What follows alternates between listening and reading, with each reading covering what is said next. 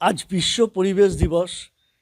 বিশ্ব পরিবেশ দিবসে মোহনপুর বিধানচন্দ্র কৃষি বিশ্ববিদ্যালয়ের এক কর্মসূচিতে উপস্থিত হন কেন্দ্রীয় প্রতিমন্ত্রী সুকান্ত মজুমদার এবং জাহাজ প্রতিমন্ত্রী শান্তনু ঠাকুর সহ বিজেপির বিধায়করা।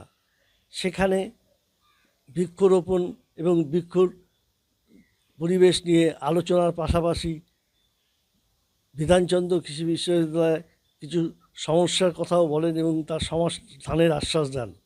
সেখানে দাঁড়িয়েই সুকান্ত মজুমদার বলেন, স্বরূপ বিশ্বাস যাকে গ্রেপ্তার করা হয়েছে তিনি এবং তার দাদা মধু ও কৈভব, এরা দুজন এতদিন মস্তানি করে এসছে, কিচ্ছু কেউ করতে পারেনি, এবার এদের ব্যবস্থা হবে। পাশাপাশি শওকত মোল্লাকে নিয়েও তিনি কটাক্ষ করেন। তিনি বলেন, মোল্লার দৌড় মসজিদ পর্যন্ত, কত দূর যাবে, ব্যবস্থা ঠিকই হবে।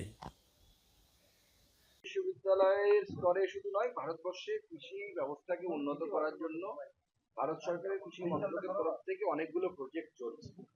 তো সমস্ত প্রজেক্ট আপনাদের সামনে বিস্তৃতভাবে আমাদের যারা সেই ডিপার্টমেন্টের আছে তারা বলতে পারবেন। এবং আপনারা দেখেছেন বিভিন্ন সময় বিভিন্ন জায়গায় কেভিকে তৈরি করা হয়েছে, সেই কৃষি বিজ্ঞান কেন্দ্রগুলোর মধ্যে দিয়ে সামনের দিকে নিয়ে যাওয়া, কৃষকদের কাজের কাছে নিয়ে যাওয়া। ল্যাবের মধ্যে আবদ্ধ হয়ে থাকলে হবে না, ল্যাব টু ল্যান্ড, অর্থাৎ জমিতে যেতে হবে। যতক্ষণ সেই টেকনোলজির কোনো দাম নেই যে টেকনোলজি শুধুমাত্র ল্যাবে যায়, টেকনোলজি আমাদেরকে মাটিতে নিয়ে যেতে হবে, আমাদের কৃষকদের কাছে নিয়ে যেতে হবে। দীর্ঘদিন ধরে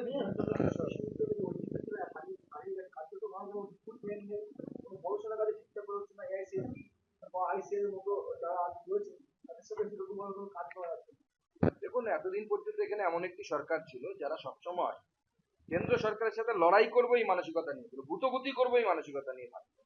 এখন নতুন সরকার তৈরি হয়েছে, দু জায়গাতেই একই রাজনৈতিক দলের সরকার। শুধু তাই নয়, অনেক রাজ্যে অন্য রাজনৈতিক দলের সরকার আছে, কিন্তু তারা কেন্দ্র সরকারের সাথে লড়াই করবো মানসিকতায় থাকে না।